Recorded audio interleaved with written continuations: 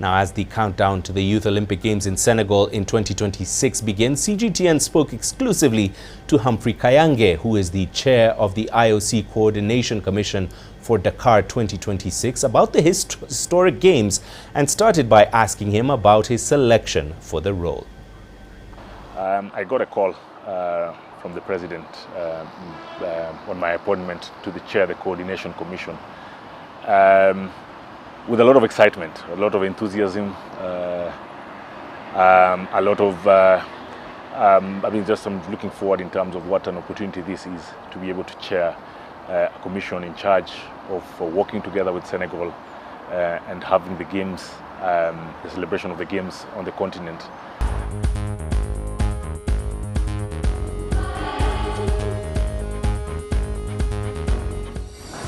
The Youth Olympic Games are all about innovation. We've seen different sports that have been played at the Youth Olympic Games finally being moved to the Olympic Games, like the 3x3, 3-on-3 basketball, surfing, skateboarding, which are really youth sports that have since transitioned and being played at the Olympic Games. So here, there's a lot of room for the athletes now really to explore. For us, innovation. For the Dakar program, we have 35 sports, 35 sports on the sports calendar, 25 competitive and 10 engagement sports. So we're looking at the engagement sports as, again, an area where we want to continue to target a younger population. If it builds up and the story is well, you can see them transitioning as well to the major Olympics. But this is where we try out and engage the youth on different programs. The athlete education program is one of the programs that is a key highlight of the games. So you see more than that sport. So the Youth Olympic Games is not only about going out and winning a medal, but experiencing the different culture, the host country, and the education programs that come with it.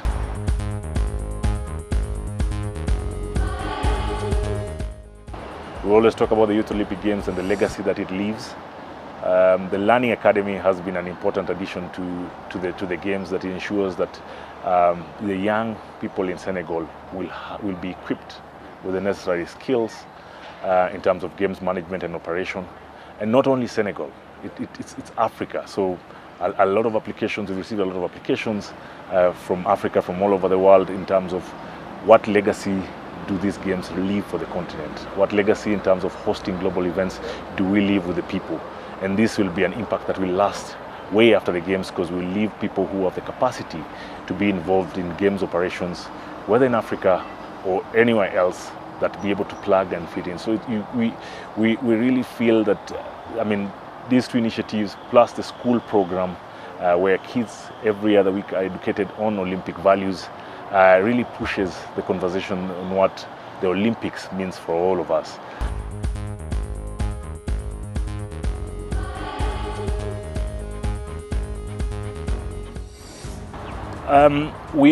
For the continent, we've been able to celebrate other sports events. We've got the World Cup in football and rugby on the continent. We've had the cycling just the other day in Rwanda. And you're seeing the potential of Africa to be on the global scene. The Youth Olympic Games is a multi-sport event. So having this on the continent leaves a long-lasting legacy, not only for Senegal, but for the continent, that Africa is there. You can see the inclusive strategy in terms of sport, where we host events, and Senegal having this opportunity. So looking at the people of Senegal, what legacy this will leave for them, not only in terms of infrastructure, in terms of the experience, in terms of the skill level, I think will be impactful in the youth and sports policy.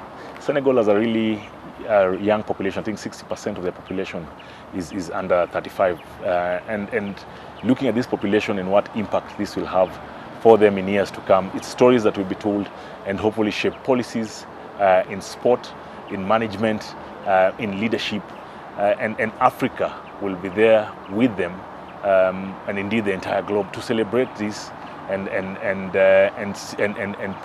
continue promoting the values of the Olympic movement for many years to come.